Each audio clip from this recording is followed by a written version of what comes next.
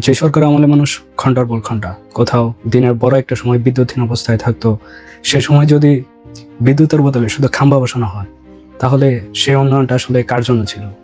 2001 থেকে 2006 বাংলাদেশের বিদ্যুৎ খাতের ইতিহাসে এই 5 বছর আজও বিতর্কিত। একদিকে ছিল ভয়াবহ লোডশেডিং, অন্যদিকে বিদ্যুৎ উৎপাদনের বদলে খাম্বা স্থাপন নিয়ে ব্যাপক রাজনৈতিক বিতর্ক। আর সেই বিতর্কের কেন্দ্রে বারবার উঠে এসেছে হাওয়া ভবন, তারেক রহমানের প্রভাব এবং গিয়াসউদ্দিন আল মামুনের ব্যবসায়ী নেটওয়ার্ক। কিন্তু প্রশ্ন হলো, খাম্বা কাণ্ডে আসলে কি হয়েছিল? কত টাকার অভিযোগ ছিল? কার বিরুদ্ধে কি প্রমাণ পাওয়া গিয়েছে? আর আজকের বিদ্যুৎ সংকটের সঙ্গে সেই ইতিহাসের মিলিবা কোথায়? চলুন, আবেগ নয়, তথ্য দিয়ে পুরো ভিডিওটি দেখে আসি।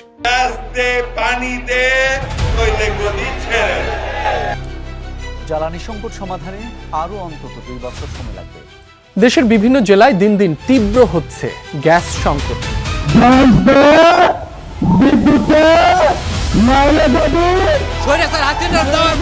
গ্যাস পাইছি আমরা লাইনে, অভাব নাই গ্যাস। এখন গ্যাসটা গেল কোথায়?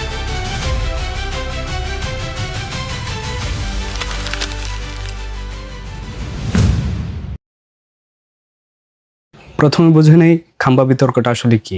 2001 থেকে 2006 সালে বিএনপি জামাত সরকারের সময় দেশের বিভিন্ন এলাকায় বিদ্যুৎ অবকাঠামো তৈরির নামে বিপুল সংখ্যক বৈদ্যুতিক খুঁটি স্থাপন করা হয়েছিল। অনেক জায়গায় খুঁটি বসানো হলেও বিদ্যুৎ সংযোগ দেওয়া হয়নি। ফলে মানুষের মুখে ছড়িয়ে পড়ে সেই বিখ্যাত শব্দ, খাম্বা আছে বিদ্যুৎ নেই। পরবর্তীকালে খাম্বা শব্দটি বিএনপির ওই সময়ের বিদ্যুৎ নীতির ব্যর্থতা ও দুর্নীতির অভিযোগের প্রতীক হয়ে যায়। 2026 সালের ফেব্রুয়ারিতে প্রথম আলো 2001 থেকে 2006 সময়ে মূল্যায়নে উল্লেখ করেছেন যে তখন বিদ্যুৎ উৎপাদনের ব্যবস্থা না করে সঞ্চালন লাইন বা খুঁটি বসানো হয়েছিল, যা পরবর্তীতে খাম্বা নামে ব্যাপক আলোচিত ও সমালোচিত হয়। এবার আসা যাক গিয়াসউদ্দিন আল মামুনের প্রসঙ্গে। তিনি ছিলেন বর্তমান প্রধানমন্ত্রী তারেক রহমানের ঘনিষ্ঠ বন্ধু এবং তার ব্যবসায়ী অংশীদার। এখানে সবচেয়ে গুরুত্বপূর্ণ তথ্যটি এসেছে দ্য ডেইলি স্টারের 2008 সালের অনুসন্ধানী প্রতিবেদনে। দ্য ডেইলি স্টার জানায়, মামুন পঞ্চগড়ে একটি বৈদ্যুতিক খুঁটি উৎপাদনকারী কারখানা স্থাপন করেছিলেন এবং ব্যবসায়িক নেটওয়ার্কের একটি বড় উল্লেখযোগ্য অংশ ছিল রুরাল ইলেকট্রিফিকেশন বোর্ডের কাছে সক্রিয় বৈদ্যুতিক খুঁটি বিক্রি।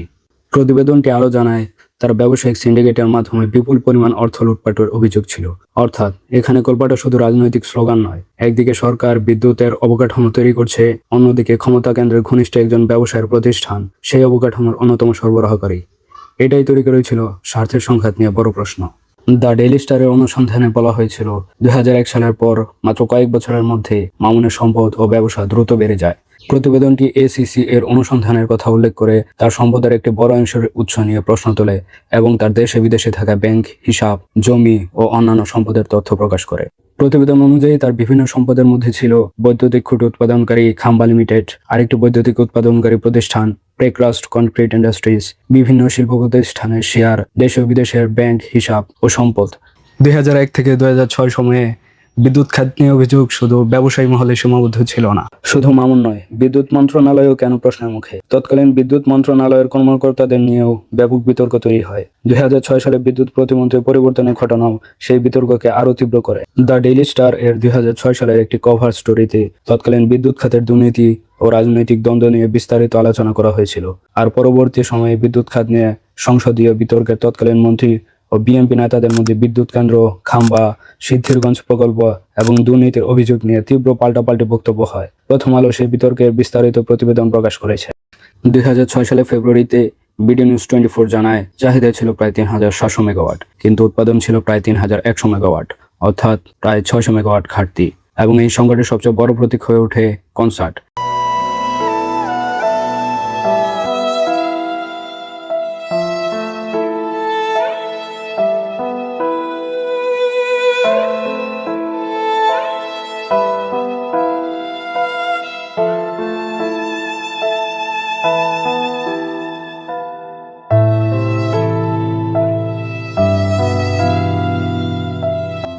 বিদ্যুতের দাবিতে আন্দোলন, মানুষের ক্ষোভ, সংঘর্ষ ও প্রাণহানি। অর্থাৎ বিদ্যুৎ এখন আর শুধু বিদ্যুৎ খাতের সমস্যা ছিল না, এটি পরিণত হয়েছিল জনজীবন ও রাজনৈতিক জবাবদিহির প্রশ্নে। এবার 2026 সালের দিকে তাকানো যাক। আজকের বাংলাদেশের বিদ্যুৎ উৎপাদনের সক্ষমতা 2006 সালের তুলনায় অনেক বেশি। তবু মানুষ আবার লোডশেডিং এর মুখোমুখি। কেন? কারণ আজকের সংকটের সবচেয়ে বড় অংশ জ্বালানি সংকট। গ্যাস নেই, কয়লা সরবরাহের সমস্যা, তেল আমদানিতে আর্থিক চাপ, কিছু কেন্দ্র কারিগরি সমস্যার জন্য বন্ধ। আর বিদ্যুৎ কেন্দ্রের বকেয়া অর্থ পরিশোধের বিষয়টিও সংকটকে জটিল করেছে। 2006 সালে প্রশ্ন ছিল বিদ্যুৎ কেন্দ্র কোথায়, আর 2026 সালে এসে প্রশ্ন হলো বিদ্যুৎ কেন্দ্র আছে কিন্তু চালানোর জ্বালানি কোথায়। বিএনপি সরকার যদি বলে আগের সরকার সব নষ্ট করে গেছে, তাহলে জনগণের পাল্টা প্রশ্ন খুবই স্বাভাবিক, ঠিক আছে আপনি ক্ষমতায় এসে কি ঠিক করলেন? তাহলে 2001 থেকে 2006 আর 2026 সালের মিলটা আসলে কোথায়? মিলটা মূলত লোডশেডিংয়ে, কিন্তু কারণ পুরোপুরি এক নয়। 2001 থেকে 2006 উৎপাদন ক্ষমতার ঘাটতি, অপর্যাপ্ত নতুন উৎপাদন, গ্যাস সমস্যা, অব্যবস্থাপনার অভিযোগ। শেষ প্রশ্নটা তাই আরও গুরুত্বপূর্ণ। আগে বলা হতো খাম্বা আছে বিদ্যুৎ নেই, আর এখন বলা হয় বিদ্যুৎ কেন্দ্র আছে কিন্তু বিদ্যুৎ নেই। দুই সময় সমস্যা এক না হলেও জনগণের কষ্টটা একই, অন্ধকার। বিদ্যুৎ উৎপাদন না বলে শুধু খাম্বা বসিয়ে বিদ্যুৎ পাওয়া যায় না। আর 2026 সালে জনগণ দেখেছে উৎপাদন ক্ষমতা থাকলেও জ্বালানি নিশ্চিত না করলে বিদ্যুৎ পাওয়া যায় না। তাই বাংলাদেশের ভবিষ্যৎ বিদ্যুৎ নীতি হওয়া উচিত খাম্বা রাজনীতি নয়, দলীয় দোষারোপ রাজনীতিও নয়। দরকার নির্ভরযোগ্য বিদ্যুৎ, নিশ্চিত জ্বালানি, স্বচ্ছ টেন্ডার, দুর্নীতিমুক্ত প্রকল্প এবং জনগণের টাকার পূর্ণ জবাবদিহি। কারণ বিদ্যুৎ খাতের 1 টাকা দুর্নীতি মানে শুধু সরকারের ক্ষতি নয়, তার মূল্য শেষ পর্যন্ত দিতে হয় কৃষককে, ব্যবসায়ীকে, শ্রমিককে এবং সাধারণ পরিবারকে।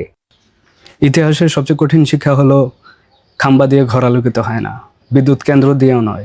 যদি সেখানে জ্বালানি না থাকে, আলো আসবে তখনই যখন বিদ্যুৎ খাত হবে স্বচ্ছ, জবাবদিহিমূলক এবং মানুষের জন্য।